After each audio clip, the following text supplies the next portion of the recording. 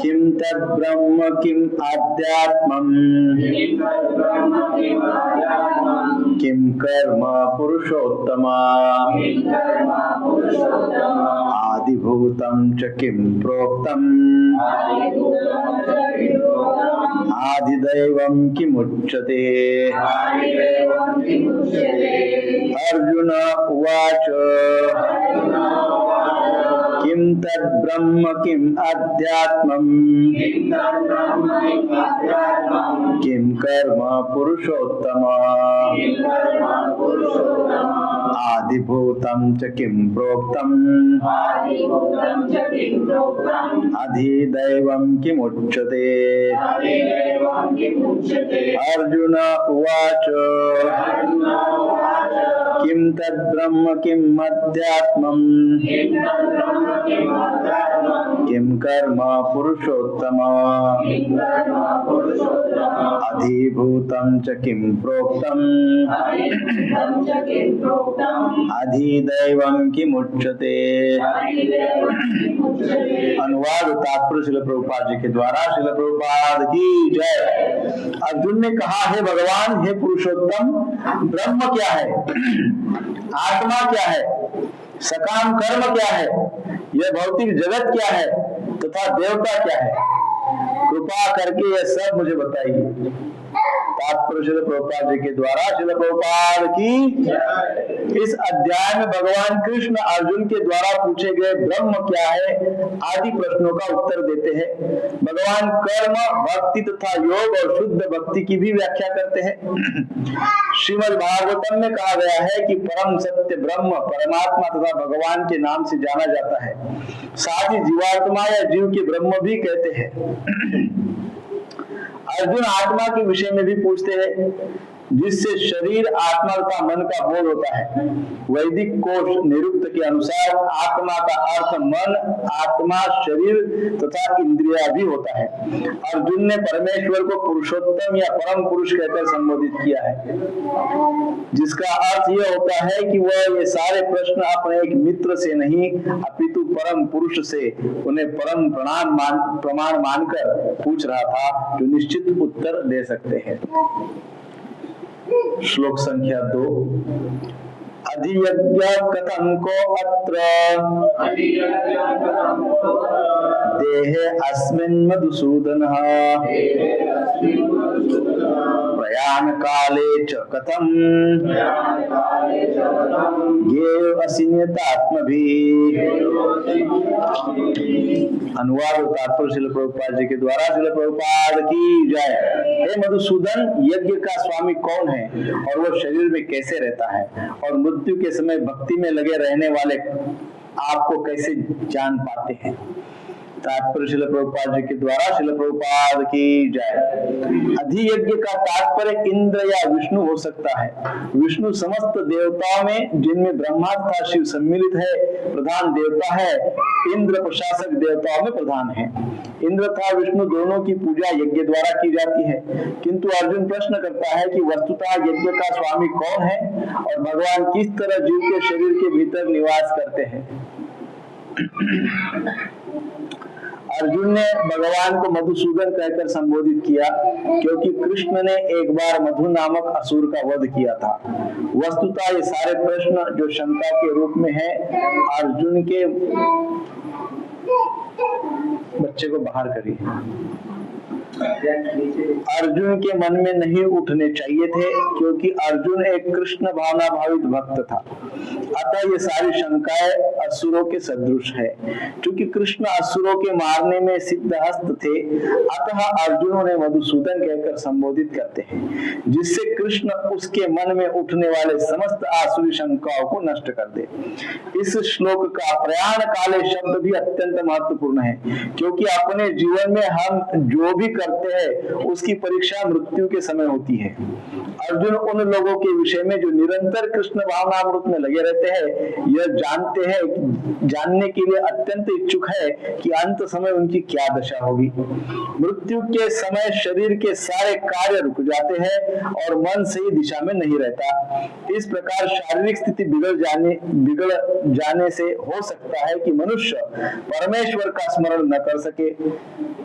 परम भक्त महाराज कुलशेखर प्रार्थना करते हैं, भगवान इस समय मैं पूर्ण स्वस्थ हूँ, अच्छा हो कि मेरी मृत्यु इसी समय हो जाए, जिससे मेरा मन रूपी हंस आपके चरण कमलों रूपी नाल में भीतर प्रविष्ट हो सके। यह रूपक इसलिए प्रयुक्त किया गया है क्योंकि हंस जो एक जल पक्षी है, वो कमल के पुष्पों को कुतरने में आनंद का अनुभव करता है। इस तरह वह कमल पुष्प के भीतर प्रवेश करना चाहता है। महाराज कुलशेखर भगवान से कहते हैं, इस समय मेरा मन स्वस्थ है और मैं भी पूरी तरह स्वस्थ हूँ।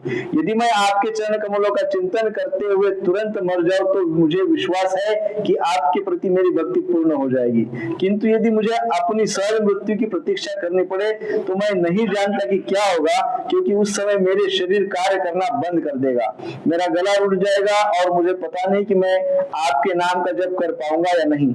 अच्छा ही होगा कि मुझे तुरंत मर जाने दे। अर्जुन प्रश्न करता है कि ऐसे समय मनुष्य की किस तरह कृष्ण के चरण कमलों में अपने मन को स्थिर कर सकता है।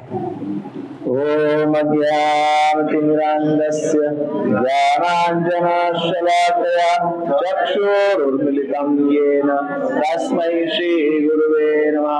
श्रीचैतन्यमनोभीष्टं स्थापितं येन भूतले स्वयं रूप कदा मह्यं ददाति स्वपदान्तिकं। वन्देऽहं श्रीगुरु श्रीयुतपदकमलं श्रीगुरुं वैष्णवांश्च श्रीरूपं साग्रजातं सहगण रघुनाथान्वितं तं सजीवं साद्वैतं सावधूतं परिजनसहितं कृष्ण चैतन्य देवं श्रीराधा कृष्ण पादान् सहगण ललिता श्रीविशाखान्वितं हे कृष्ण करुणा सिन्धु दीनबन्धु जगत्पते गोपेश गोपिकाकान्त राधाकान्त नमोस्तुते। तप्तकाञ्चन गौराङ्गी श्रीराधे वृन्दावनेश्वरी वृषभानुसुते देवी प्रणमामि हरिप्रिये। वाञ्छाकल्पतरुभ्यश्च कृपा सिन्धुभ्य एव च पतितानां पावनेभ्यो वैष्णवेभ्यो नमो नमः। जय श्री कृष्ण चैतन्य प्रभु नित्यानंद श्री अद्वैत गदाधर श्रीवासादि गौर भक्तवृंद। हरे कृष्ण कृष्ण कृष्ण हरे हरे, हरे राम राम राम हरे हरे। हरे कृष्ण कृष्ण कृष्ण हरे हरे, हरे राम राम राम हरे हरे। हरे कृष्ण कृष्ण कृष्ण हरे हरे, हरे राम राम हरे हरे। श्रील प्रभुपाद की जय।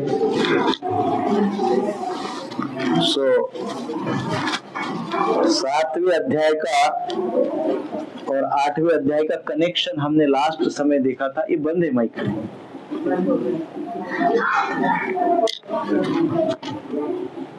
वो कभी कभी चोरों को डराने के लिए फेक कैमरा लगा देते हैं। आवाज नहीं आ रहा इसका कुछ। हरे कृष्णा। तो 7 के अंत में भगवान ने कुछ शब्द बोले थे 7वें अध्याय में। तो वो शब्द थे ब्रह्म, अध्यात्म, कर्म, अधिभूत, अधिदैव, अधियज्ञ। ऐसे शब्द प्रयोग 7वें अध्याय में हुए थे। अर्जुन सुन तो लिए, वो सारे शब्दों को अर्जुन ने सुन तो लिया, परंतु इस अध्याय में अर्जुन फिर बोलते हैं। इसलिए शुरुआत कैसे हो रही है? अर्जुन उवाच। अर्जुन बोल रहे हैं, अर्जुन पूछ रहे हैं, अर्जुन बोल रहे हैं। अर्जुन ने क्या बोला और क्यों बोला, और अर्जुन का उस बोलने के पीछे भाव क्या था। तो प्रभुपाद जी तात्पर्य में बताते हैं कि अर्जुन इस श्लोक में, 2 श्लोकों में जो पूछ रहे हैं उसके पीछे अर्जुन किसी विषय पे भयभीत है, कुछ विषय प्रकार का कोई विषय है जिसके प्रति अर्जुन के मन में डर है, भय है। तो क्या डर है, तो भगवान को अर्जुन पूछते हैं कि मृत्यु समय में ये जो शब्द आपने बोले हैं, इन सारे शब्दों को मृत्यु के समय में कैसे याद करूंगा, कैसे मुझे स्मरण होगा कि नहीं, याद ही नहीं रहेगा तो मैं क्या उसको समझूंगा। कौन से शब्द, ब्रह्म, अध्यात्म, कर्म, अधियज्ञ, अधिदैव, अधिभूत, ऐसे शब्द थे। तो इसलिए मैं कैसे याद रखूंगा, कैसे समझ पाऊंगा। तो इसलिए इस अध्याय के शुरुआत में ही अर्जुन इन सारे शब्दों की स्पष्ट व्याख्या पूछ रहे हैं, है ना, कोई रिस्क नहीं चाहिए, सीधी सीधी व्याख्या बताइए, ऐसे प्रकार से अर्जुन पूछ रहे हैं। सो अल्टीमेटली अर्जुन अपने मन की दशा को इम्प्रूव करना चाहते हैं, अपने फ्रेम ऑफ माइंड को ट्रांसफॉर्म और अपग्रेड करना चाहते हैं, है ना, क्योंकि वो अभी समझ रहे हैं, वो अभी तक तो समझे कि ये सारे जो शब्द है ये तो मन में कंसीव नहीं होंगे। तो क्या करना पड़ेगा, मन को अपग्रेड करना होगा, है ना। मन को मुझे क्या करना होगा, मन की स्थिति को ऊंचा उठाना होगा। तो क्यों ऐसा मन की स्थिति को उठाना होगा, क्यों फ्रेम ऑफ माइंड को इम्प्रूव करना होगा, क्योंकि आज की मन की स्थिति कल की मृत्यु की स्थिति बन जाती है। आज जो मन की स्थिति होगी वो कल भविष्य में मृत्यु की स्थिति बन जाती है। आज का मन भविष्य में मृत्यु की स्थिति को निर्माण करता है। आज की जो मेंटल कंडीशनिंग है वो डेथ कंडीशनिंग हो जाती है ना। तो इसलिए अर्जुन केवल ये सिंपली जिज्ञासा नहीं कर रहे, केवल दार्शनिक या कोई बस टेम्पररी कुछ मन में जिज्ञासा हुई और पूछ लिया और अर्जुन बस ऐसे 4-5 प्रश्न पूछ रहे, ऐसी बात नहीं है। ये अर्जुन इस अध्याय के शुरुआत में ही लाइफ मैनेजमेंट के विषय में पूछ रहे हैं, how to manage life management के टूल्स क्या है ना। जैसे हम कार चलाते तो इमरजेंसी में एक टूल किट होती है ना, कार में लगी हुई टूल किट। तो हम इतना बड़ा जीवन चला रहे हैं, जीवन के मार्ग पे चल रही है हमारी गाड़ी, टूल किट है कि नहीं, टूल किट है क्या गाड़ी में, टूल किट बहुत जरूरी है। टूल किट अर्थात लाइफ मैनेजमेंट, उसके विषय में अर्जुन इसमें पूछ रहे हैं, है ना। इसको केवल अर्जुन की सिंपल एक रिलीजियस या स्पिरिचुअल जिज्ञासा समझ के छोड़ना नहीं चाहिए, इस टूल किट को हमारे पास नित्य रखना चाहिए। This is very important. So Srila Prabhupada ji क्या बोलते हैं, श्रील प्रभुपाद जी बताते हैं कि ये जो अध्याय है, यह अध्याय मृत्यु के समय कृष्ण स्मरण कैसे हो इस पर केंद्रित है। अंतिम समय में how to remember the Lord, भगवान का स्मरण कैसे हो, इसके ऊपर यह अध्याय निर्भर है। इसलिए ही शुरुआत में ही एकदम क्लियर कट प्रश्न पूछे गए, पहले श्लोक में स्ट्रेट फॉरवर्ड क्वेश्चन पूछे गए। जैसे कोई इंस्ट्रूमेंट चलाना है, मोबाइल चलाना है ना, आईफोन चलाना है, तो पहले हम क्या करते हैं, वो आईफोन चलाने के पहले उसकी सारी टर्मिनोलॉजी सीखते हैं, क्या टर्मिनोलॉजी है। वैसे ही ये पूरे लाइफ की टर्मिनोलॉजी प्रश्नों में बताई गई है, संपूर्ण जीवन की टर्मिनोलॉजी इन प्रश्नों में बताई गई। ये टर्मिनोलॉजी समझेंगे तो फोन चलाना समझ जाएंगे, अर्थात ये जीवन की टर्मिनोलॉजी समझ जाएंगे तो जीवन को आसानी से मैनेज कर पाएंगे। इस प्रकार से ये उद्देश्य है। अर्जुन उवाच किम तद ब्रह्म किम अध्यात्मम किम कर्म पुरुषोत्तम अधिभूतम च किम प्रोक्तम अधिदैवम किम उच्यते।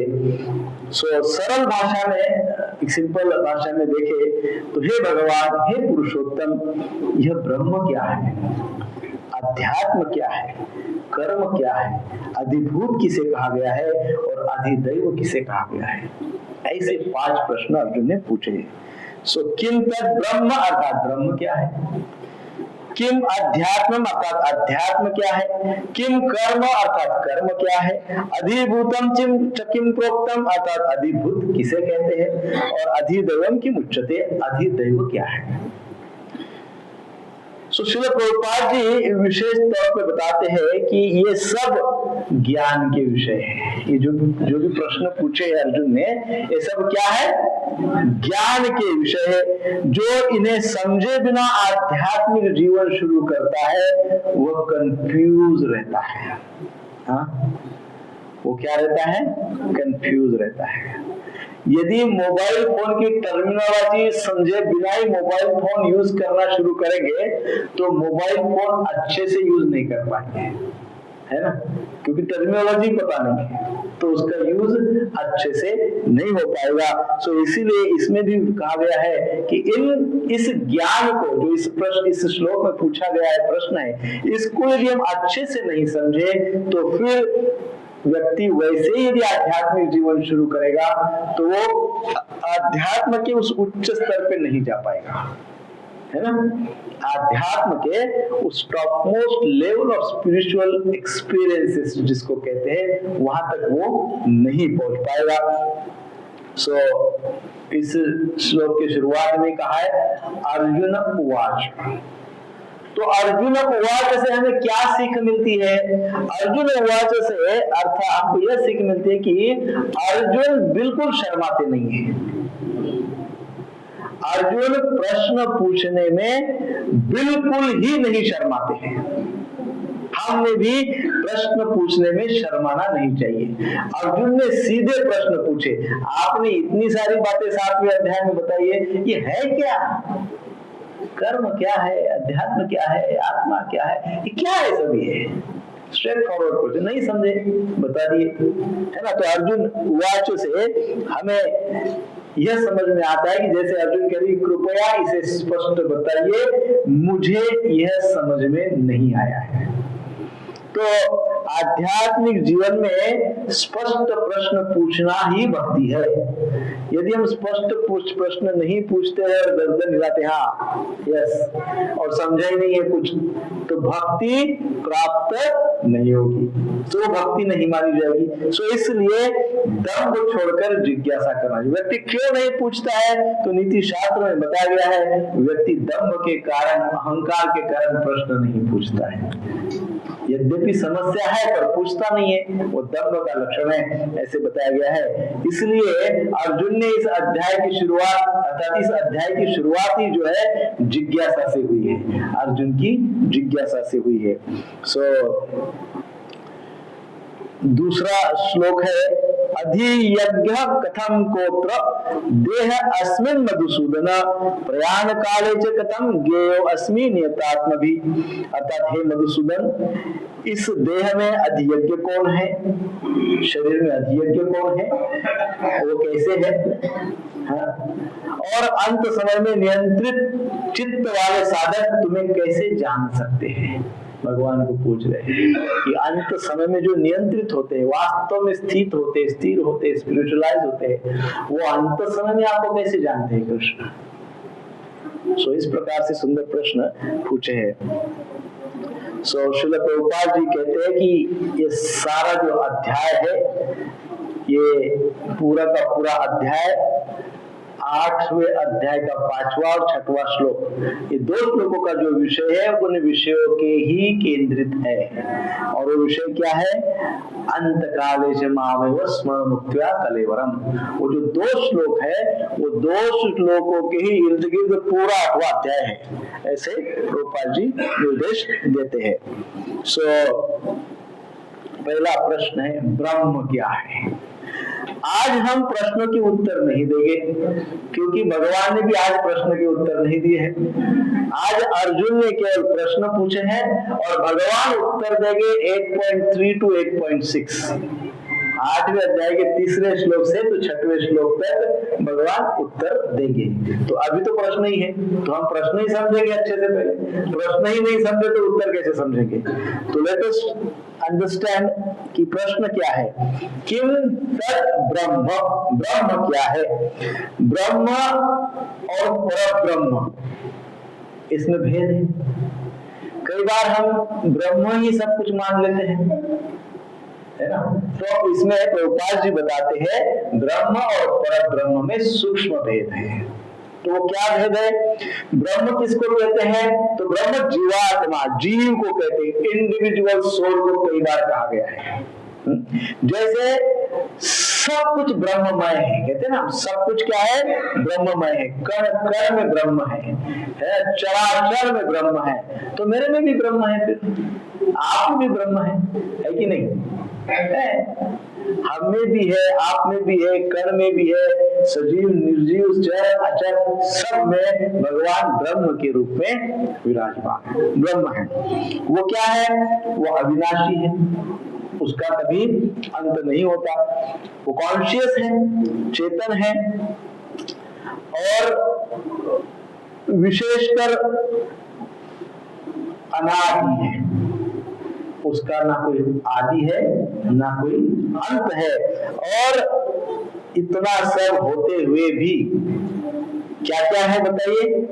अविनाशी है, चेतन है, अनादि है। इतना सब होते हुए भी सीमित है कि नहीं? सीमित। अब हमारे अंदर ब्रह्म है, हम सब में ब्रह्म है, हम ब्रह्मास्मि बोलते हैं ना, तो सब में ब्रह्म है।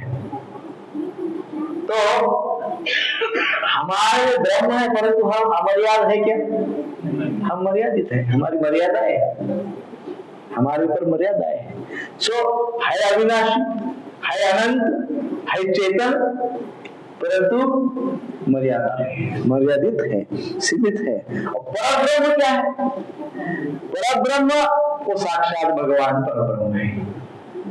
तो साक्षात भगवान की भी वही वाक्य, वो क्या है? भगवान भी, परब्रह्म भी अविनाशी है, चेतन है, अनंत शक्तियों से युक्त है, सर्वज्ञ है, सर्वेश्वर है और असीमित है। हम क्या है? सीमित है, और वो क्या है? असीमित है। तो ब्रह्म क्या है? सीमित है।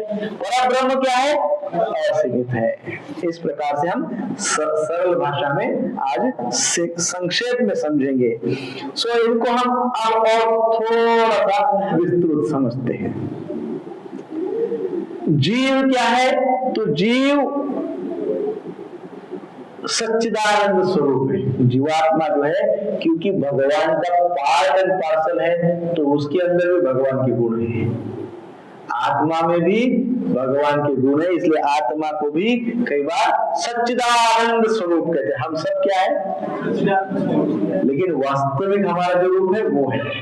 यदि हम अपने वास्तविक स्वरूप का अनुभव कर ले, क्या कर ले? तो हम सच्चिदानंद स्वरूप के अंश है, पर हम अनुभव नहीं करते। भले ज्ञान प्राप्त बहुत कर लेते हैं और उसका अनुभव नहीं करते। अनुभव करना चाहिए। तो हम ब्रह्म में और पर ब्रह्म में सिमिलैरिटी क्या है वो समझेंगे। तो ब्रह्म में और पर ब्रह्म में क्या है? गुण तो वही है, सेम। जो पर ब्रह्म में गुण है वही ब्रह्म में, वही जीवात्मा में गुण है। अचेतन है, सॉरी चेतन है, अनंत है, अनादि है, परंतु सीमित वाली एक ही बात दोनों को डिफर करती है। अन्यथा कुछ गुण सेम है। तो गुण के स्तर पे साम्यता, गुण के स्तर पे साम्यता का सच्चिदानंद स्वरूप है।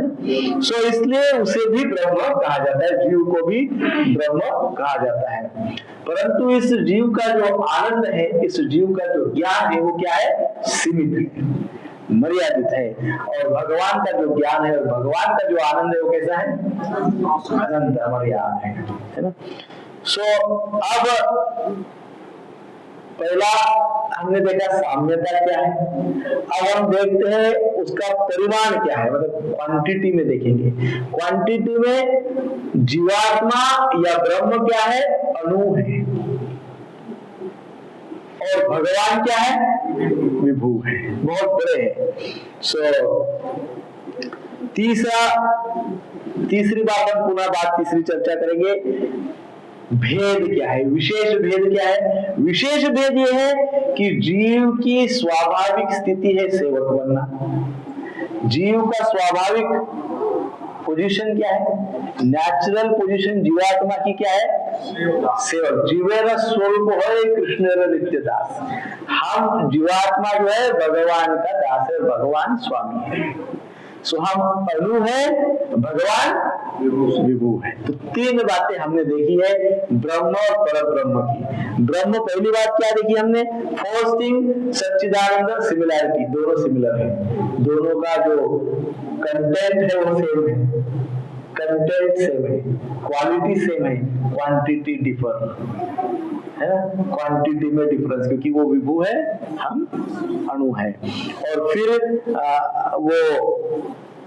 वो सेव्य भगवान है और हम सेवक हैं। हम कौन है? सेवक है। और वो कौन है? जिनकी सेवा की जाती है, सेव्य है। तो ये विशेषकर हमने डिफरेंस देखा है। प्रैक्टिकली यदि हम सोचे थोड़ी देर के लिए, जब मैं कहता हूं कि मैं ब्रह्म हूं, अथातो ब्रह्म जिज्ञासा इसलिए कहा गया है, हम ब्रह्मास्मि कहा गया है, तो बात तो सत्य है कि मैं तो ब्रह्म हूं, सब कुछ ब्रह्ममय है, तो मैं भी ब्रह्म हूं। तो जब मैं कहता हूं कि मैं ब्रह्म हूं, तो फिर मेरे अंदर एक भाव आ जाता है कि मैं भी भगवान के जैसा हूं। हाँ, मैं भी भगवान के जैसा हूं। तो जब इस प्रकार का भाव आता है तो थोड़ा सूक्ष्म अहंकार अंदर जागृत हो जाता है। कई बार लोग कहते हैं, अरे मैं भी ब्रह्म हूं, आप भी ब्रह्म है, वो भी ब्रह्म है, वो भी, हम सब ब्रह्म है, किसी से कम नहीं है। तो इसमें क्या हो जाता है? इस भाव में अहम का भाव आ जाता है, अहंकार का भाव आ जाता है। इसलिए मैं ब्रह्म हूं पर परम ब्रह्म का अंश हूं, मैं ब्रह्म हूं पर भगवान का अंश हूं। जब ये बात आ जाती है तब हमारे अंदर विनम्रता आ जाती है।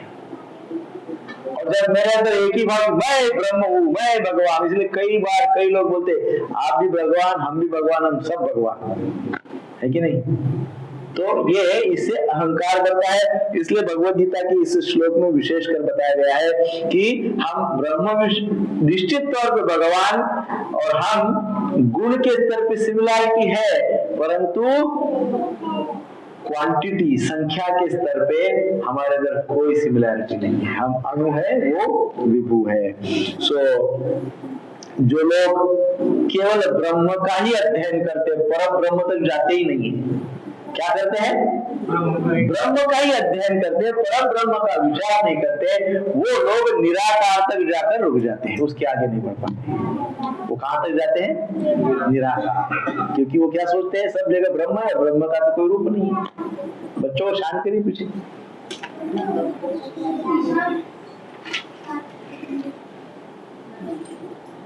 हरे कृष्णा कृष्ण कृष्ण हरे हरे राम राम राम हरे।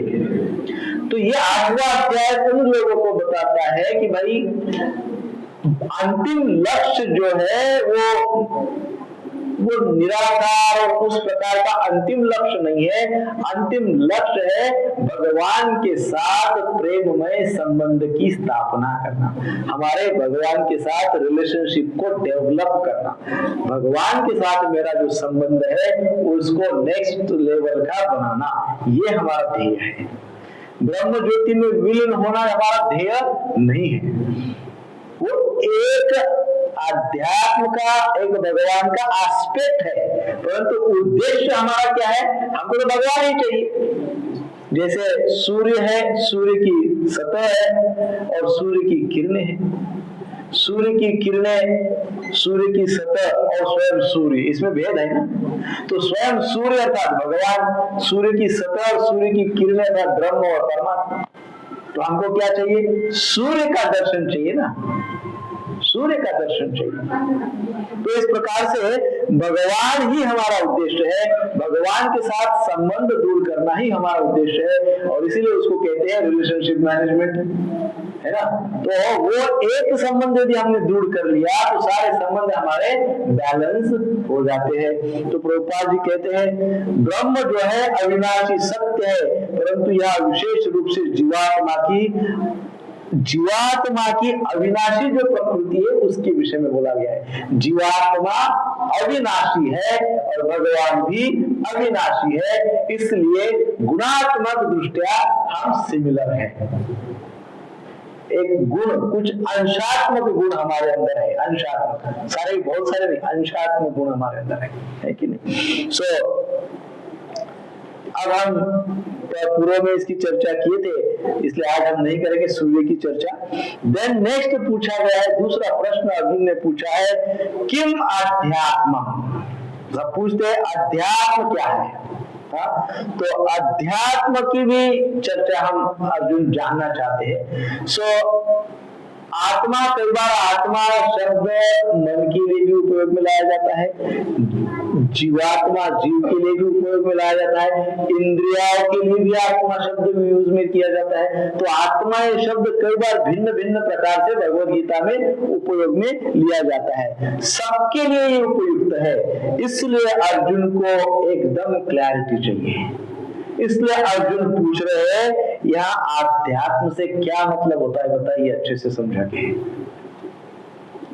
अब तक आपने आत्मा बहुत सारे विषयों के लिए बोला है, अब आप ये अध्यात्म ये शब्द क्या है ये बताइए, इसके विषय में क्लियर बताइए। इस प्रकार से अर्जुन पूछ रहे हैं। तो प्रभुपाद जी के अनुसार आध्यात्म अर्थात देहधारी जीव की नित्य प्रकृति। किसकी नित्य प्रकृति? किसकी नित्य प्रकृति? जीव की नित्य प्रकृति। कौन से जीव की? जो भगवान की सेवा में है। बहुत सरल भाषा में बताया है, जो जीव भगवान की सेवा में है उसके स्वभाव को अध्यात्म बोलते हैं, पहली बात। अच्छा, उसका स्वभाव क्या है? उसका स्वभाव है भगवत सेवा, भगवत ज्ञान, ये उसका स्वभाव है। इसलिए अध्यात्म भी अर्थ क्या होता है अध्यात्म का? भगवत ज्ञान, भगवान के विषय में ज्ञान, डिवाइन नॉलेज, दिव्य ज्ञान। मटेरियल ज्ञान तो बहुत है अपने पास, दिव्य ज्ञान है ही नहीं, तो दिव्य ज्ञान होना आवश्यक है। अध्यात्म अर्थात जीवात्मा का स्वभाव, और दूसरे शब्द में बोला जाए तो जो जीवात्मा है भगवान की सेवा में लगे हैं उनका स्वभाव, और उनका स्वभाव क्या है? भगवत सेवा और भगवत ज्ञान और भगवत भक्ति। इसलिए उसको अध्यात्म कहते हैं। दूसरा प्रश्न, दूसरा अर्थ अर्जुन का ये पूछने का है कि किम अध्यात्म, अध्यात्म क्या है, ये पूछने का जो दूसरा अर्जुन का भाव है वो भाव है कि ये जो मेरा शरीर है ना, ये शरीर के भीतर मैं कौन हूं? दूसरा भाव किम अध्यात्म जब अर्जुन पूछ रहे हैं तो उसका भाव ये हो रहा है कि इस शरीर के अंदर मैं कौन हूं। इस शरीर के अंदर तो बहुत कुछ है, इस शरीर के अंदर तो लीवर है, किडनी है, इंटेस्टाइन है, हार्ट है, स्प्लीन है, क्या क्या नहीं, बहुत कुछ है। इसमें मैं कौन हूं? दूसरा भाव किम अध्यात्म का अर्थ है ये मेरे शरीर के भीतर मैं कौन हूं और मेरा वास्तविक कार्य क्या है, मेरा फंक्शनिंग क्या है अंदर। What is my functioning inside the body? शरीर के अंदर मेरा कार्य क्या है? Inside the body मेरा कार्य क्या है? ये प्रश्नों का उत्तर ही अध्यात्म है। इन प्रश्नों के उत्तर को ही आध्यात्म बोला गया। कौन से प्रश्न के उत्तर? शरीर के अंदर मैं कौन हूं, मेरा वास्तविक कार्य क्या है, उसी को अध्यात्म बोला गया। अब हम इसके 3 लेवल्स हैं। इस बात को समझने के 3 लेयर्स समझिए या सतह समझिए या लेवल समझिए। 3 levels to understand this thing. मैं कौन हूँ, अंदर में क्या कर रहा हूँ, विशेषकर मैं कौन हूँ। तो जो एकदम सतह पे, एकदम सरफेस अंडरस्टैंडिंग, शैलो अंडरस्टैंडिंग, एकदम ऊपर की समझ जिसको बोला गया है, सतह पे जो है वो उसमें कैसा समझता है व्यक्ति। जब पूछा गया मैं कौन हूँ, तो जो व्यक्ति एकदम इंट्रोडक्टरी लेवल पे, सतह पे ही है, केवल अभी अंदर नहीं उतरा है, एकदम ऊपरी स्तर पे है ना, सरफेस पे ही है, तो वो क्या उत्तर देगा, मैं हिंदू हूँ, मैं मुस्लिम हूँ, मैं क्रिश्चियन हूँ, मैं अमुक धर्म का हूँ, मैं स्त्री हूँ, मैं पुरुष हूँ, है ना, मैं मैनेजर हूँ, मैं बिजनेसमैन हूँ, मैं अमुक हूँ, तमुक हूँ, मैं फाइटर हूँ, है ना, ऐसा बोलेगा मैं ये हूँ। ये जो वो अपना स्वयं का इंट्रोडक्शन देता है वो एकदम एक्सटर्नल, बहुत ही, उसकी अंडरस्टैंडिंग क्या है स्वयं के विषय में, बहुत ही कम है। स्वयं के विषय में उसकी जो अंडरस्टैंडिंग है उसी का स्वयं के साथ ही प्रॉपर इंट्रोडक्शन नहीं हुआ अभी तक। जो भी इंट्रोडक्शन उसका स्वयं के साथ हुआ है वो बहुत ही बेसिक लेवल का है, फर्स्ट स्टैंडर्ड का है, बस एकदम बेसिक लेवल, प्राइमरी लेवल का है उसका जो अंडरस्टैंडिंग है। अब उसके ऊपर का जो व्यक्ति है, उसके ऊपर की अंडरस्टैंडिंग रखने वाला व्यक्ति, थोड़ा नेक्स्ट लेवल का, थोड़ा हाई स्कूल लेवल का, जो ऊंचा अंडरस्टैंडिंग रखता है, जब उसको पूछा जाए, यदि वो अपने आप को पूछे मैं कौन हूं, तो वो कहेगा मैं चेतन, आई एम कॉन्शियस, मैं चेतन हूं, आई एम कॉन्शियस बॉडी, मैं चेतन हूं, आई कैन थिंक, मैं सोच सकता हूं, आई कैन डिसाइड, मैं निर्णय ले सकता हूं, मैं सुख और दुख का अनुभव कर सकता हूं। क्या बोले, मैं सुख और दुख का अनुभव कर सकता हूं। ये जो अंडरस्टैंडिंग है कौन से लेवल की है, सेकंड लेवल की अंडरस्टैंडिंग, थोड़ी हाइयर, पहले से थोड़ा बेटर, क्योंकि कॉन्शियसनेस, चेतना के स्तर पे आ गए हैं, बोलते मैं कॉन्शियस हूँ, है ना, मैं सुख दुख का अनुभव कर सकता हूँ। अब जो एकदम गहराई में समझता है, जो व्यक्ति एक कहते हैं एक बैलेंस्ड पर्सनालिटी है, जिसके पास ज्ञान है, जिसका अंडरस्टैंडिंग डीप है, वो जब कहेगा मैं कौन हूं, तो वो कैसा कहेगा, वो कहेगा मैं भगवान का अंश हूं। मैं कौन हूं, मैं भगवान का अंश हूं, मैं सनातन हूं, मैं नित्य हूं और मैं उनका दास हूं। ये अंडरस्टैंडिंग किसकी होगी, जो डीप लेवल का अंडरस्टैंडिंग रखता है, जो गहराई से जीवन के विषय में सोचता है, वो ये कहेगा कि मैं भगवान का अंश हूं, सनातन हूं, नित्य हूं और क्या, भगवान का सेवक हूं। This is the essence of spirituality. ये आध्यात्म का सार है। इस प्रकार की जो अंडरस्टैंडिंग है,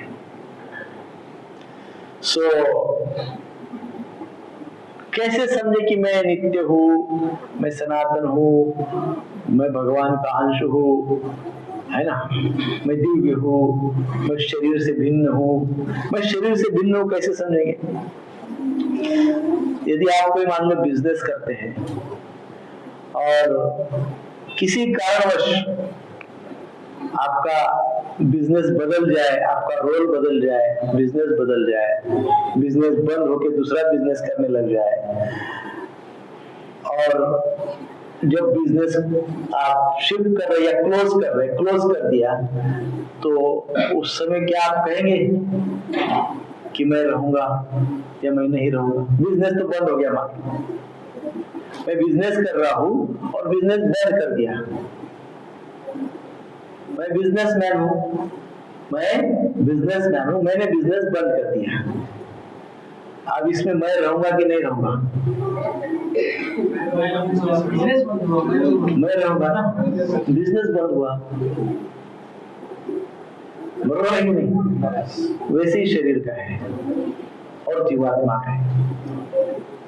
शरीर बंद हो जाएगा ना, जीवात्मा रहेगा। शरीर बंद हो गया मतलब जीवात्मा भी बंद नहीं होता है ना? इस प्रकार से हम उसको समझ सकते हैं। मेरी एक्टिविटीज बंद हो गई, मेरा शारीरिक जो कुछ भी है कनेक्शंस वो बंद हो गए, इसका अर्थ ये नहीं कि जीवात्मा भी बंद हो गया, है ना? जीवात्मा नित्य है, जीवात्मा सनातन है, जीवात्मा भगवान का अंश है, इसलिए मरता नहीं है। इस प्रकार से हम अपना रियल रोल याद रखें। मेरा रियल रोल क्या है? मेरा रियल रोल है मैं हूँ, मैं नित्य हूँ, मैं जीवात्मा हूँ, ये मेरा रियल रोल है। और समाप्त क्या होता है? शरीर होता है। ये अपने रोल को नित्य स्मरण करते रहना चाहिए। रोज सोने के पहले 5 मिनट बैठना चाहिए और 30 सेकंड 5 मिनट 30 सेकंड से 5 मिनट तक ये ध्यान करना चाहिए और कहना चाहिए कि आज मैं मेरा जो रियल रोल है, मेरा जो रियल रोल है ना? जैसे व्यक्ति कोई बिजनेस करता है, वो दिन भर बिजनेस करता है, अर्न करता है, वो उसका एक मुख्य रोल है। वो एक बिजनेसमैन है, एक मैनेजर है या व्हाटएवर, एक वो व्यक्ति है जो बिजनेस करता है और ये वो उसका रोल है। अब उसके व्यतिरिक्त भी उसके बहुत सारे रोल है। वो किसी का पिता है, किसी का पति है, सोसाइटी का मेंबर है, ये सब भी और भी रोल है। वो मुख्य रोल के ऊपर ये सारे रोल चढ़े हुए हैं। मुख्य रोल के ऊपर सारे रोल चढ़े हुए हैं। मान लो मुख्य रोल नहीं रोल निभाए, मुख्य रोल यदि नहीं निभाए तो बाकी रोल उसकी क्या वैल्यू रह जाएगी? मुख्य रोल के ऊपर ये परतें चढ़ी हुई है दूसरे दूसरे छोटे छोटे रोल की। यदि मुख्य रोल जो है बिजनेस करना, अर्न करना, व्हाटएवर, वो यदि आपने स्टॉप कर दिया तो बाकी रोल परफॉर्म ही नहीं कर पाएंगे। वैसे ही मुख्य रोल हमारा क्या है? जैव धर्म, आध्यात्म, जीव, आत्मा। ये मैं आत्मा हूं, that is my main role. अब ये रोल के ऊपर छोटे छोटे बहुत सारे रोल भी निभाते रहता हूं मैं। जैसे कभी पिता, कभी पति, कभी मित्र, कभी सोसाइटी सदस्य, कभी चेयरमैन, कभी डबोक तबोक, क्या क्या होते रहता है। परंतु वो मुख्य रोल छोटा है क्या? नहीं ना, वो मुख्य रोल के ऊपर छोटे छोटे रोल उसको मिलते रहते हैं बिकॉज ऑफ मेन रोल। वैसे ही हमारा रियल और मैं दोनों रोल क्या है? मैं आध्यात्मिक हूँ, मैं भगवान का अंश हूँ, मैं मनुष्य हूँ, भगवान का अंश हूँ। भगवान का अंश होने के कारण ही तो एक्टिव हूँ, और फिर एक्टिव होने से तो मुझे बहुत सारे रोल मिलते हैं, नहीं क्या? नहीं तो रोल मिलेंगे क्या? आपको कोई मैनेजर बनाएगा? कोई बिजनेस कर पाएंगे? यदि जीवात्मा ही नहीं है तो क्या कर पाएंगे? तो मेन रोल क्या है? जीवात्मा। मैं आत्मा हूँ, ये मेरा प्रमुख रोल है। सो रोज क्या करना चाहिए? रोज 30 सेकंड, प्रभु जी 30 सेकंड मेडिटेशन करिए रोज। अपने आप को सोने के पहले बोलिए कि मेरा रोल क्या है? मुख्य रोल। मेरा मुख्य रोल है मैं भगवान का अंश, I am part and parcel of the Lord. मैं भगवान कृष्ण का, मैं सुप्रीम पर्सनालिटी ऑफ गॉड का अंश हूँ। ऐसा 30 सेकंड का मेडिटेशन करिए। रिपीट रिपीट रिपीट रिपीट मन ही मन में स्वयं को बोलिए कि मैं भगवान का अंश हूँ, मैं भगवान का अंश हूँ, मैं भगवान का अंश हूँ। इस प्रकार से हम ये यदि मेडिटेशन करते हैं तो बहुत ही बड़ा लाभ होता है। और फिर हम ये कहते हैं कि मैं कल या आज, यदि रात को कर रहे तो कल, और सुबह सुबह मेडिटेशन कर रहे तो बोलिए कि मैं आज अपना रियल रोल याद रखूंगा, मैं भगवान का सेवक हूँ। ये शरीर, ये ऑफिस, ये सब कुछ सेवा के लिए मुझे मंच मिले। ये जो ऑफिस है, ये जो शरीर है, these are the stages, ये मुझे परफॉर्म करने के लिए स्टेज मिली है। मेरा जो कर्म क्षेत्र है वो मुझे स्टेज मिली है कर्म करने के लिए। मेरा शरीर है, ये भी मुझे स्टेज मिली है मुझे अपने आप को एक्सप्रेस करने के लिए। तो मैं रोज अपने आप को कहूँ कि मैं भगवान का सेवक हूँ, मैं भगवान का अंश हूँ, मैं भगवान का सेवक हूँ, और मुझे जो कुछ भी मिला हुआ है ये सारा एक मंच के रूप में मिला हुआ है, और इस पर मुझे परफॉर्म करना है। परंतु वास्तविकता में मैं कौन हूँ? भगवान का अंश हूँ। मेरा ऑफिस भी मुझे मिला है एज ए स्टेज। मेरी रियल पर्सनालिटी तो डिवाइन है, मैं भगवान का अंश हूँ, इसलिए आई एम डिवाइन पर्सनालिटी। हम सब क्या है? डिवाइन है, दिव्य व्यक्तित्व है। हमको भगवान ने क्या दिया है? अनेकों प्रकार के स्टेजेस दिए हैं। स्टेज पे जाओ परफॉर्म करो, स्टेज पे जाओ परफॉर्म करो। सुबह उठो तो घर के स्टेज है, घर रूपी स्टेज है, जिसमें आपको एक घर का मेंबर के रूप में परफॉर्म करना पड़ता है। फिर नीचे उतरो, ट्रेन में बैठो तो एक पैसेंजर के रूप में परफॉर्म करना पड़ता है। फिर आप जाओ ऑफिस में बैठो तो आपका जो भी जॉब होगा उसके रूप में आपको परफॉर्म करना होता है। बिजनेस है तो बिजनेस के रूप में परफॉर्म। आपको बहुत सारे छोटे छोटे रोल आपको दिन भर करते रहने पड़ते हैं, परंतु ये सारे के सारे रोल मुख्य रोल पे आधारित है। मैं भगवान का अंश। दैट इज व्हाट इज अध्यात्म। अर्जुन पूछ रहे ना कि किम अध्यात्म, तो ये अध्यात्म का अर्थ है। फिर कहा है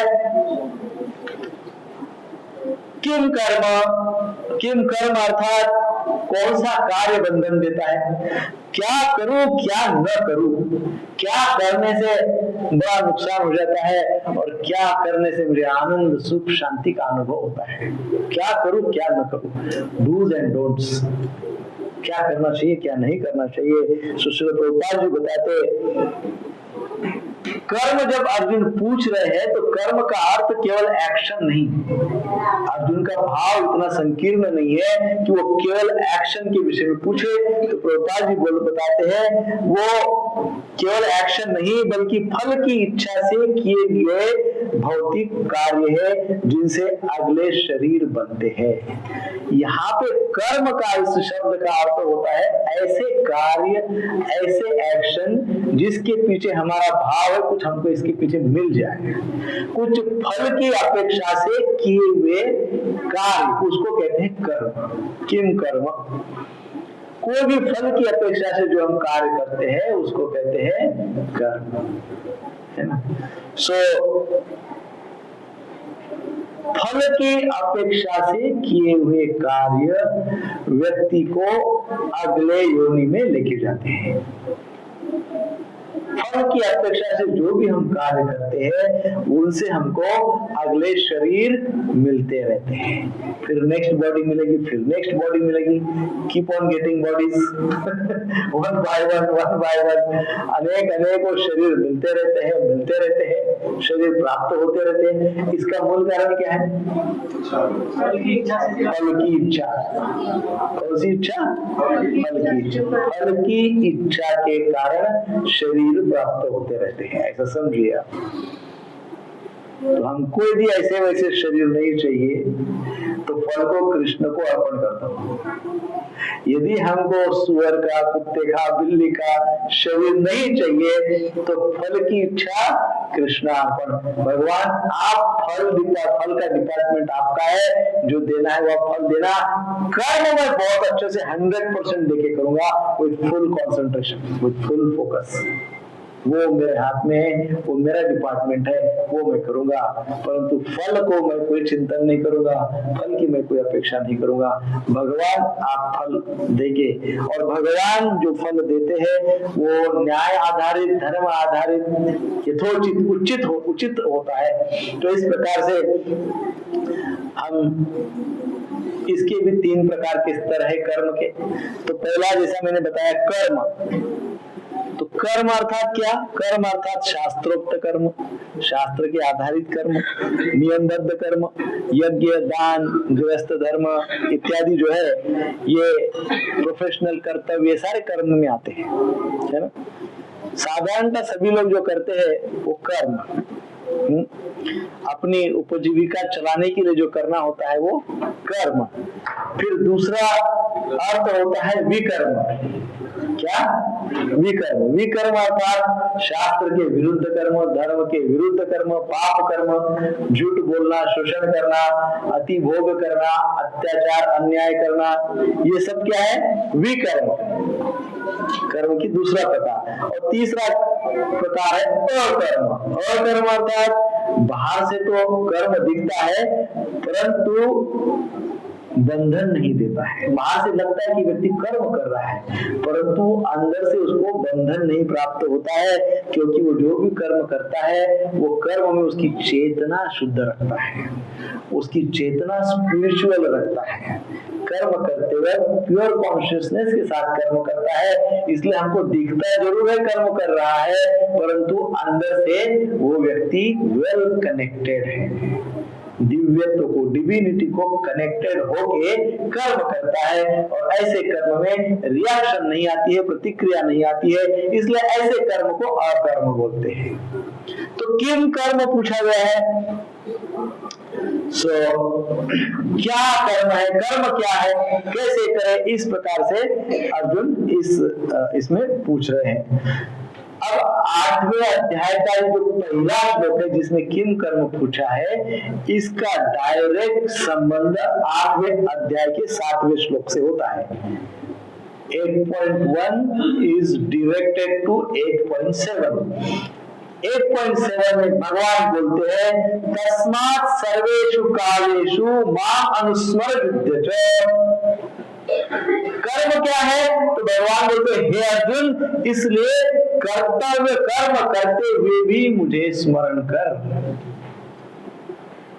कर्म ये है, अपनी ऑब्लिगेटरी ड्यूटीज कर रहे, कर्म कर रहे, ऑफिस में बैठे सब कर रहे, कहीं पे भी जा रहे, घर में कर रहे, whatever you are doing, wherever whatever, यत क्या यत करोसी यदस्नासी यत जुहोसी दयासी, जो कर रहे हो, जहाँ पे हो, जो खा रही सो के कीप ऑन डूइंग, बट भगवान को केंद्र, जो भी कर रहे हो कृष्णार्पण करो। तो भगवान यहाँ पे क्या कह रहे हैं 8वें अध्याय के 7वें श्लोक में कहेंगे, यहाँ पे कर्म का पूछा गया तो बोलते तस्मात् सर्वेषु कालेषु, at all the time, all the time क्या करना है? नाम अनुस्मर, मेरा अनुस्मरण करो, मेरा स्मरण रखो, मुझे स्मरण में रखो, और युद्ध कर्म करो। ऑल द टाइम आपके बैकअप में डिवाइन थॉट्स चलते रहने चाहिए, आध्यात्मिक विचार चलते रहने चाहिए, और मैं कृष्ण से कनेक्टेड हूँ ये विचार चलते रहना चाहिए, मैं भगवान से कनेक्टेड हूँ ये विचार नित्य सबकॉन्शियस में होना चाहिए, और आपका कार्य चलते रहना चाहिए। इस भाव, इस कॉन्शियसनेस में कार्य करना चाहिए, ऐसे भगवान बताते हैं। भौतिक शरीर के लिए किए जाने वाले फलोन्मुख कार्य, इन कार्यों से हम बंधन को प्राप्त करते हैं, ये आगे कहा जाएगा, उसको आज हम नहीं देखेंगे। फिर अधिभूत, फिर पूछा गया कि अधिभूत क्या है, तो अधिभूत किसको कहा गया? ये संपूर्ण प्रकृति है, इसको अधिभूत कहा गया है। पंच तत्व से, पंच महाभूतों से जो बनी हुई प्रकृति है, इसको कहा गया है अधिभूत।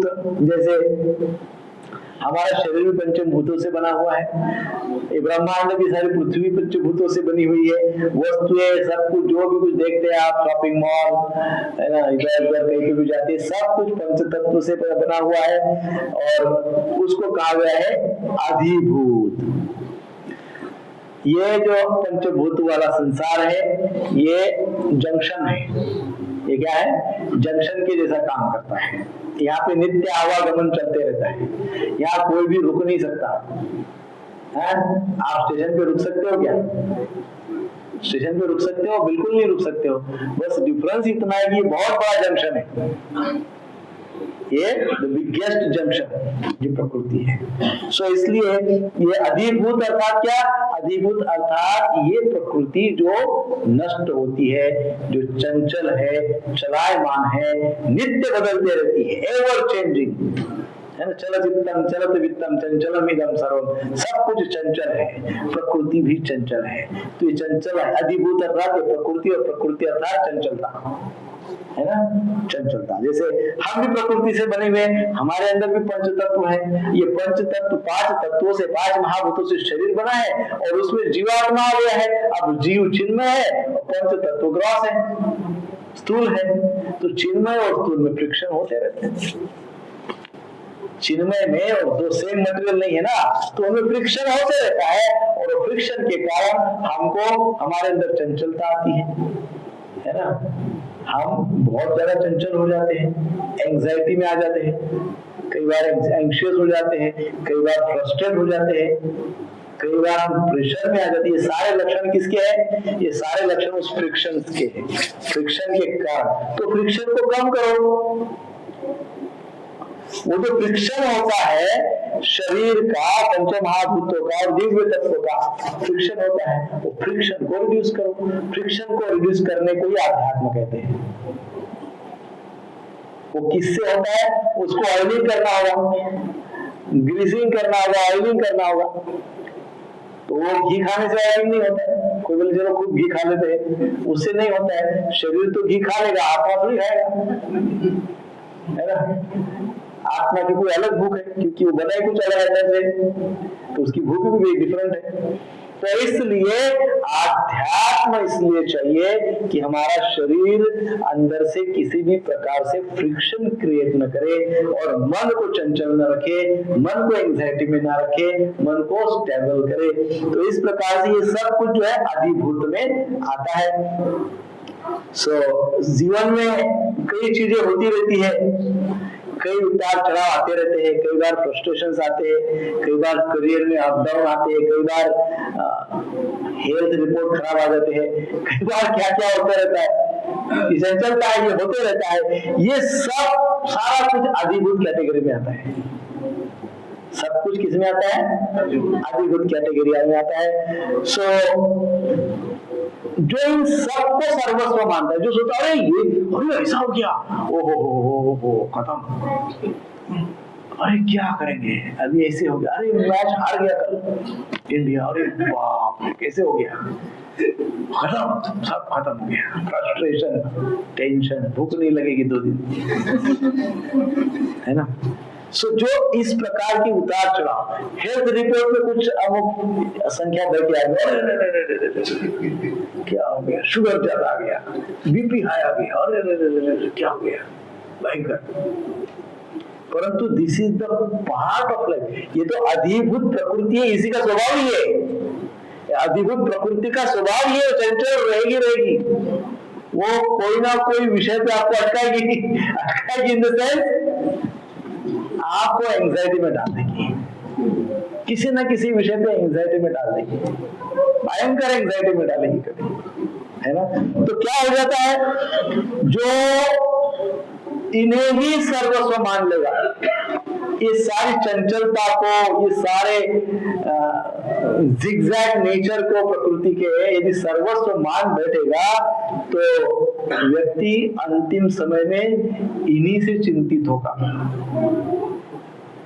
अंतिम जो हमारा स्टेज होगा जीवन का, वो अंतिम स्टेज में भी हम इन्हीं चीजों से चिंतित रहेंगे नहीं, क्योंकि जीवन में हमने इन्हीं चीजों को सर्वस्व माना, जीवन भर इन्हीं चीजों को एकदम टॉप मोस्ट प्रायोरिटी है, इसको सर्वस्व माना, और आपने जो रियल आइडेंटिटी उसके विषय में जाना ही नहीं। मैं तो अविनाशी हूँ, वो तो समझे ही नहीं, मैं तो डिवाइन हूँ, वो तो समझे ही नहीं, मैं तो अंश हूँ भगवान का, वो तो समझे ही नहीं। इन सब इसमें उलझ बैठ गए। तो इसमें जब उलझेंगे, इसी को सर्वस्व मानेंगे, तो अंतिम समय में क्या होगा, लास्ट स्टेज ऑफ लाइफ में हम फ्रस्ट्रेटेड हो जाएंगे, भयंकर, है ना। तो इसलिए इन्हीं का चिंतन होते रहता है। अब मैं आपको एक होमवर्क देता हूँ सभी को। आप भले मुझे उत्तर मत बताइए, अपने आप को उत्तर दीजिए कि पिछले 6 महीने में किस बात से आप सबसे ज्यादा चिंतित थे, या किन बातों से आप सबसे ज्यादा चिंतित थे? इसका उत्तर स्वयं ही लिखो, स्वयं को ही बोलो, तो आपको पता चलेगा कि आपने उन्हीं बातों को सर्वस्व मान लिया। आपने अपने जीवन का उद्देश्य उन्हीं बातों को मान लिया है कि नहीं? देखो, याद करो, कुछ नुकसान हो गया होगा तो आप इतना एंजाइटी में आ गए कि उस बात को आपने अपने जीवन का उद्देश्य मान लिया। पिछले 6 महीने का पेपर पे लिखो, जुलाई, अगस्त, सितंबर, मंथ वाइज लिखो। जून महीने में क्या किया, जुलाई में क्या आया, पिछले किसने परेशान किया, और उस फेज में देखो आपका क्या भाव था। आपने उस चीज को सर्वस्व मान लिया, सब कुछ उसी को मान लिया उस समय। सो वो चीज आपके जीवन का एंड ऑफ द रोड हो गया उस समय के लिए। फिर सब्जेक्ट मैटर चेंज हो गया, फिर बाद में कोई दूसरी चीज आ गई, कोई दूसरा विषय आ गया, उसने परेशान कर दिया, फिर आपने अपने जीवन का फोकस उसको बना दिया। ऐसा करते करते प्रभु हम अपने जीवन के अंतिम स्टेज पे आ जाएंगे, और फिर देखेंगे हमने कब कब अपने जीवन का सर्वस्व किसको किसको मान दिया। तब पता चलेगा कि हम बहुत ही भयंकर परिस्थिति में फंसे हुए हैं। सो हमको भगवद गीता सिखाती है कि भाई इन चीजों को मैनेज करो, ट्राई टू अंडरस्टैंड योरसेल्फ। इन सब टेम्पररी बातों में फंसो मत, नहीं तो अंतिम इन्हीं में खो जाओगे तो अंतिम क्षण या अंतिम stage, last stage of our life, last phase of our life, sometimes पूरा फेज, जीवन का अंतिम फेज होता है, वो इसी एंजाइटी में जाता है, पूरा दुख वाला, परेशान, फ्रस्ट्रेटेड, है ना? ऐसा ही होता है। सो आदि देव, फिर पूछा गया है, आदि देव अर्थात जो हमारा संसार है और हमारा जो शरीर है, कहते हैं ना पिंडी ते ब्रह्मांडी, जो हमारे शरीर में है वही ब्रह्मांड में है, वही प्रकृति में है, वही हमारे शरीर में है। तो इस जगत के पीछे जो शक्तियां कार्य करती है, जैसे अग्निदेव, वायुदेव, वरुण देव, ये सारी शक्तियां इस भौतिक संसार के पीछे देव लोग है जो ये शक्तियां कार्य करती है। एक विशेष प्रकार का मैनेजमेंट पीछे चल रहा है।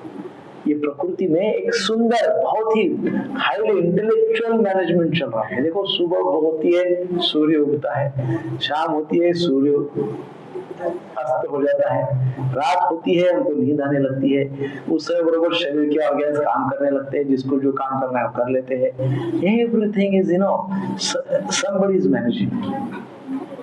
इतना सुपर इंटेलेक्चुअल मैनेजमेंट इनके पीछे लगा हुआ है, और देयर इज समवन जिनके अंदर ये सब कुछ चल रहा है। तो वो तो भगवान है, लेकिन भगवान के अंदर बहुत सारे देवी देवता और शक्तियां हैं, वो सारी शक्तियां इसको चला रहे हैं।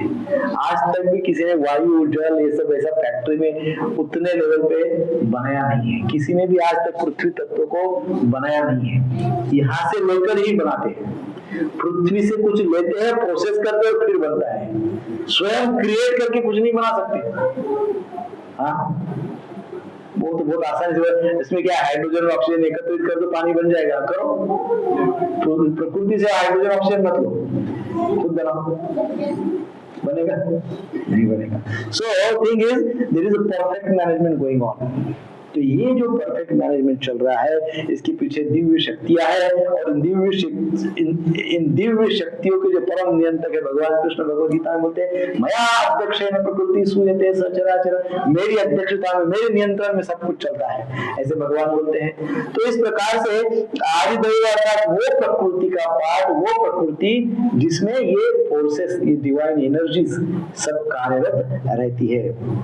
सूक्ष्म प्रशासन आप उसको कह सकते हैं, सूर्य, चंद्र, वरुण, देवता इत्यादि जो सब करते हैं सब। सो देन नेक्स्ट आता है अधियज्ञ। अधियज्ञ अर्थात इस शरीर में कौन भोगता है। सो इस शरीर का भोक्ता कौन है ना? ये अर्जुन का बहुत सुंदर प्रश्न है। अधियज्ञ और शरीर में कौन क्या है?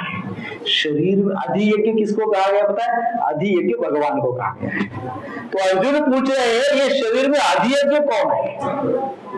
इस शरीर में भगवान कौन है? कहां पे है शरीर में? कहां पे कौन है? तो श्रील प्रभुपाद जी बताते हैं कि अर्जुन को एक संदेह हो रहा है। अर्जुन को क्या संदेह हो रहा है? अर्जुन को संदेह हो रहा है कि इस देह के अंदर, इस शरीर के अंदर अधियज्ञ कैसे हो सकता है? हाँ, कैसे है वो अधियज्ञ? भगवान। तो भगवान शरीर के अंदर कैसे है? क्योंकि सामान्य दृष्टि से हम केवल आत्मा और शरीर को जानते हैं, परमात्मा और अधियज्ञ को नहीं जानते। आत्मा को जरूरी आत्मा तक जान लेते, आत्मबोध, आत्मदृष्टि, आत्म साक्षात्कार, आत्मज्ञान, ये सब हम जानते हैं, परमात्मा को नहीं जानते सामान्यतः। तो इसलिए अधियज्ञ भगवान उसका उत्तर देंगे कि अधियज्ञ कैसे है। तो अधियज्ञ का अर्थ है यज्ञों के स्वामी। अधियज्ञ, यज्ञ के अधिपति अर्थात यज्ञ के स्वामी। सो यज्ञ के स्वामी कौन है? भोक्ताराम यज्ञ तपसा सर्वलोकम महेश्वर। भगवान जो सारे जितने भी यज्ञ है वो सारे यज्ञों का भोक्ता स्वामी मैं। तो इसका अर्थ क्या है? ये जो अधियज्ञ है वो भी हमारे अंदर ही भगवान स्वयं है, जो प्रत्येक के हृदय में बैठे हुए हैं अधियज्ञ के रूप में। उन्हीं को हम परमात्मा बोलते हैं। क्या बोलते हैं? परमात्मा बोलते हैं। वो हमारे अंदर ही बैठे हुए परमात्मा रूप में। जब हम कोई कार्य करते, आध्यात्मिक कार्य करते, भगवान के लिए हम जब कोई कार्य करते हैं, विशेषकर भगवान की प्रसन्नता के लिए जब हम कोई कार्य करते हैं, तो उसका वास्तविक रिसीवर शरीर नहीं होता है। कौन होता है? परमात्मा जो अंदर बैठे हैं। रिसीव्स, हम भगवान की आरती कर रहे हैं प्रसन्नता के लिए, भगवान की आरती कर रहे हैं। तो आरती रिसीव कौन कर रहे हैं? हमारे अंदर। हमको लगता है हाथ से करे तो हाथ को लाभ होगा, शरीर को लाभ होगा। नहीं, वो किसको कौन ले रहा है, कौन रिसीव कर रहा है? परमात्मा जो अंदर बैठे हुए हैं, वो परमात्मा तक जाता है। सो वो अधियज्ञ के रूप में अंदर बैठे हुए हैं। ही जस्ट लाइक अ साक्षी, वो बैठे हुए हैं। उनका काम केवल रिकॉर्डर का है।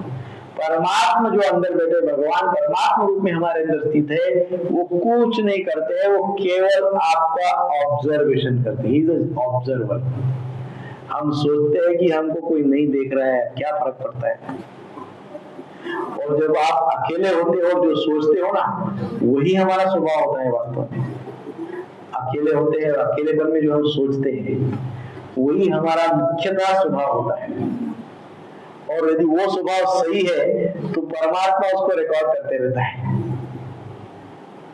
ना। परमात्मा हमारे उस स्वभाव को, उस थॉट प्रोसेस को, विचारों को, सबको रिकॉर्ड करते रहता है साक्षी भाव में।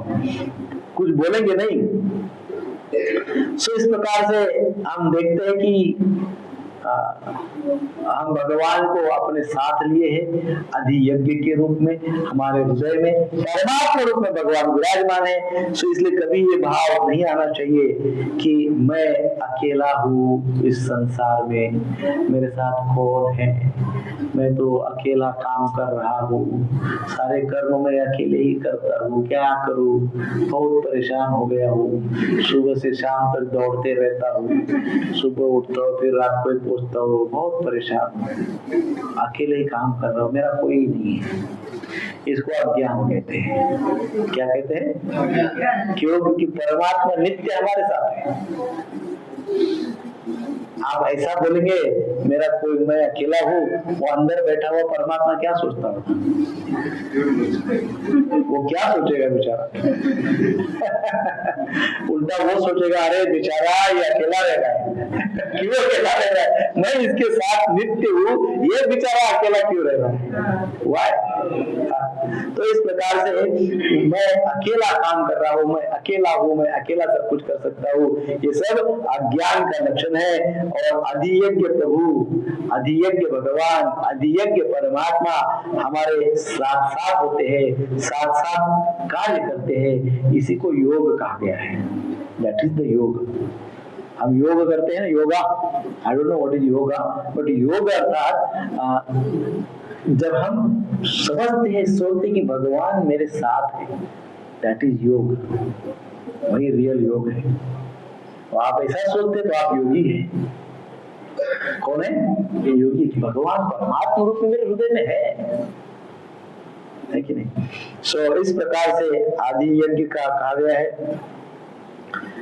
तो आदि यज्ञ स्वयं भगवान है, ये बात ध्यान में रखिए, वो हमारे नित्य साथ में रहते हैं। फिर इस श्लोक में कहा गया है पुरुषोत्तम, भगवान को पुरुषोत्तम कहा गया है, मधुसूदन कहा गया है। सो भगवान उत्तम पुरुष है। भगवान केवल सम्मान के लिए अर्जुन नहीं कह रहे हैं, दार्शनिक स्वीकार के लिए अर्जुन नहीं कह रहे हैं, परंतु भगवान कहते कि अर्जुन कहते कि हे भगवान, आप तीनों पुरुषों के ऊपर हो, अर्थात तीनों अर्थात क्षर, अर्थात ऐसे जीव जो संसार के बंधन में फंसे हुए हैं, उनको क्षर कहा गया है।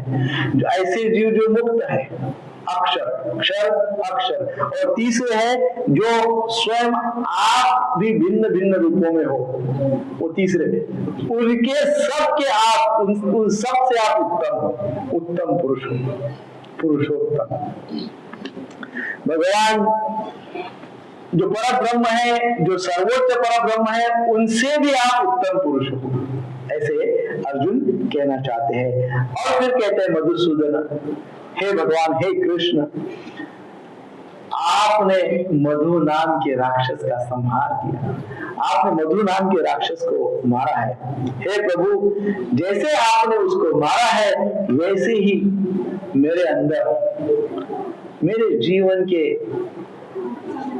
अंतिम पड़ाव पे भय और अज्ञान आकर जब मुझे विचलित करेंगे, तो ये मधु राक्षस ही का रूप लेंगे। कृपा करके उस समय आप उस मधु राक्षस को अवश्य मारिएगा। हे मधुसूदन, इन सब का नाश कर दीजिए। आपने मधु राक्षस का नाश किया, वैसे वही राक्षस मेरे अंदर भी बैठा हुआ है, भय के रूप में बैठा हुआ है, अज्ञान के रूप में बैठा हुआ है, विचलित अर्थात एंजाइटी, आवेग के रूप में बैठा हुआ है। तो हे मधुसूदन, मेरे अंदर के उस मधु को कृपा करके मार दें। तो इस प्रकार से अर्जुन बता रहे हैं। भगवान का नाम उच्चारण हम करते हैं, अर्जुन भगवान का नाम उच्चारण कर रहे हैं मधुसूदन बोल के, भगवान का नाम उच्चारण हम करते हैं। भगवान का नाम उच्चारण के भगवान को बुलाने के लिए नहीं करते हैं, वो तो है, बुलाने तो है, पर केवल उतना ही भाव नहीं है, दूसरा भाव ये, दूसरा भाव क्या है, अपनी कमजोरियां और हमारे अंदर शत्रु स्वरूप जो अनर्थ है, हे भगवान उनका भी नाश करिए, हमारे कमजोरियों को नाश करिए। हमारी सबसे बड़ी कमजोरी है भय। भय क्यों है, मैंने कारण बताया, क्यों भयभीत होते हैं, क्यों? क्योंकि जीवन भर हमने अपने जीवन का उद्देश्य क्या क्या बनाया हुआ है, फुल फोकस दिया हुआ है उन बातों पे, और जीवन बीतता गया, और उन सारी बातों ने हमको भयभीत ही रखा है। तो इसलिए भय की प्रैक्टिस होगी, हमको भय की टू मच प्रैक्टिस। तो इस प्रकार से हम अपने कमजोरियों को और हमारे अनर्थ जो अंदर है, उन हमारे अंदर के अनर्थों को नाश करने के लिए भी भगवान का नाम उच्चारण करते हैं। अब यहाँ पे अर्जुन ने मधुसूदन बोला, किस लिए बोला? भय को नाश करने के लिए और अपने अंदर के अनर्थों को नाश करने के लिए, है ना। तो इसी प्रकार से हम भय को नाश कर सकते हैं। प्रयाण काले कथम ज्ञेयम, मृत्यु समय की स्मृति क्या होती है, इसमें कहा गया है प्रयाण काले कथम ज्ञेयम, अर्थात प्रभुपाद जी लिखते हैं अर्जुन की चिंता है मरते समय शरीर के फंक्शंस डिस्टर्ब हो जाते हैं, दर्द, बेचैनी, भय इतने सारे होते हैं कि ऐसे में कृष्ण का स्मरण, भगवान का स्मरण कैसे होगा। Not only at the time of death, but हम समझते हैं कि जीवन का जो एक लास्ट फेज होता है वृद्धावस्था से, तो उस अवस्था से बहुत कुछ डिस्टर्बेंस रहता है, भिन्न भिन्न प्रकार की परीक्षाएं होती है। और आज तो पूरा जनरेशन ही चेंज हो चुका है कि आज तो वो वृद्ध किसको बोलते पता है? हम जब छोटे छोटे थे तो हम 75 इयर्स के जो होते थे उनको हम वृद्ध अवस्था मानते थे, उनको दादाजी कहते थे। अब तो 45 का हो गया कि बच्चे बोलते हैं ये किस काम के नहीं है, इनसे कुछ मत पूछो, बोले ये क्या बताएंगे हमको।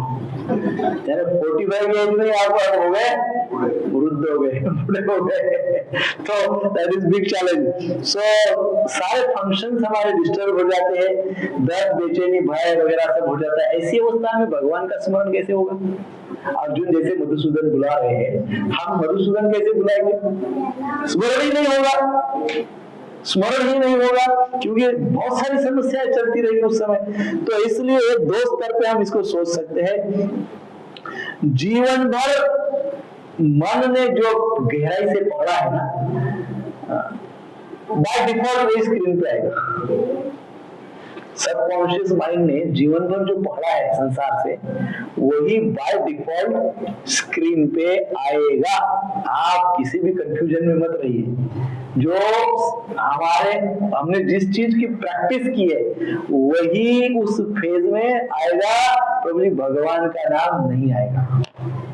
हम कितना भी समझाए कि अकेले मत समझना, परमात्मा रूप में भगवान है, लेकिन प्रैक्टिस ही नहीं की होगी तो जीवन भर इस चीज की प्रैक्टिस नहीं की होगी तो वो उस फ्रेम ऑफ माइंड पे वो डिस्प्ले नहीं होगा, मनक पटल पे वो शब्द ही नहीं आएंगे, होगा ही नहीं। सुप्रभात जी समझा रहे, इसलिए भगवत गीता का 8वां अध्याय बहुत महत्वपूर्ण अध्याय है। भगवत गीता का 8वां अध्याय क्या बोलता है? ये 8वां अध्याय केवल डेथ टाइम का स्मरण नहीं है। इट्स नॉट दैट कि आपको अंतिम समय में क्या स्मरण करना है, केवल डेथ टाइम का स्मरण नहीं करवाता है, बल्कि लाइफ टाइम का ट्रेनिंग देता है। क्या कहता है? इट्स नॉट दैट कि डेथ टाइम में क्या स्मरण करना है, that is not important. What is important? Life time में किस प्रकार से ट्रेनिंग लेना है। सो 8वां अध्याय मीन्स लाइफ टाइम ट्रेनिंग क्या लेना है, उसका हमको जानना है, वो हमको पूरे अध्याय में जानना है। ये पूरे अध्याय में हमको लाइफ टाइम ट्रेनिंग मिलेगा जो जीवन भर हमको करते रहना है। और जो हम इस प्रकार जीवन भर जैसा करेंगे, जैसा अभ्यास करेंगे, वैसा ही अंत में होगा। जो व्यक्ति जीवन भर लाभ हानि, पॉलिटिक्स, अमोक धमोक ये सब करता रहा, ये सब सोचता रहा, इसी में मन को घुमाता रहा, तो मृत्यु समय उसका माइंड वही भागेगा। इसलिए कई लोग हम देखते हैं ऐसे कुछ अवसर आते हैं जीवन में कि हमको बहुत लोगों का अंतिम समय देखने के लिए जाना होता है। हम जाते हैं, देखते हैं, कई बार हम देखते हैं कि भयंकर भय रहता है, भयंकर भय रहता है। अनेक प्रकार के मानसिक विचार उस समय आते रहते हैं, वो विचार को भयभीत करते रहते हैं। और क्योंकि आध्यात्म का ज्यादा ज्ञान नहीं होता है, तो वो आध्यात्म की बात को समझने के लिए तैयार नहीं होते, समझ ही नहीं पाते।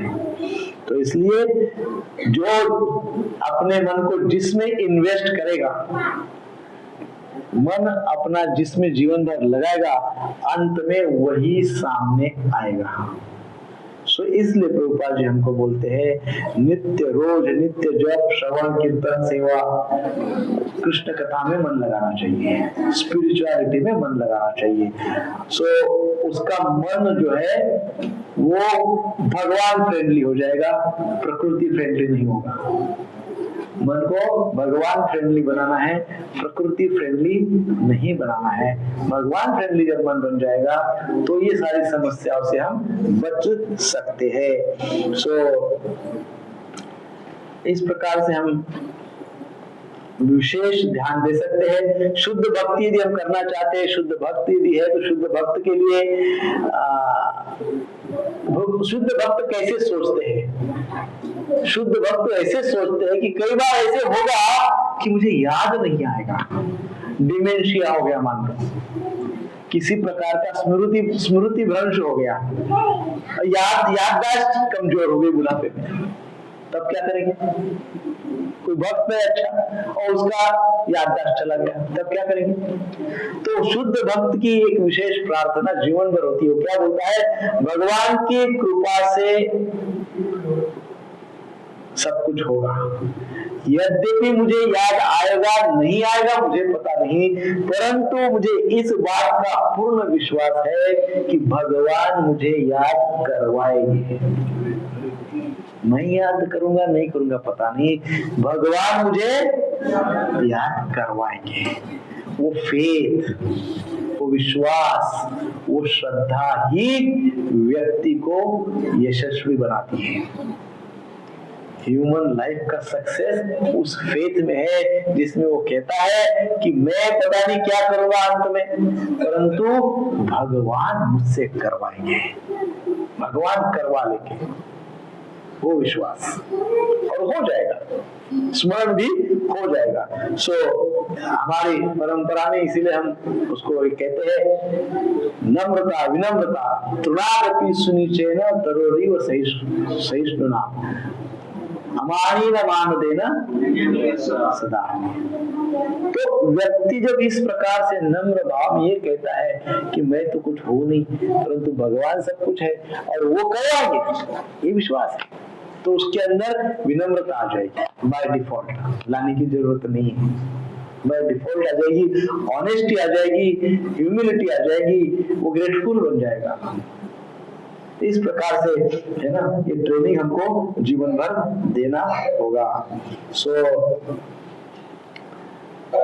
रोज ये भी प्रैक्टिस करिए, सोने के पहले 5 मिनट, सोने के पहले 5 मिनट केवल हरिनाम करते हैं, कृष्ण नाम रूप गुण लीला का स्मरण करते हैं। तो और ये करके तुरंत उसको क्या बोलते हैं, मिनी डेथ, मिनी डेथ, नींद को मिनी डेथ बोलते हैं। नींद को मिनी डेथ रोज होती है और फिर वो डेथ से बाहर आते हैं।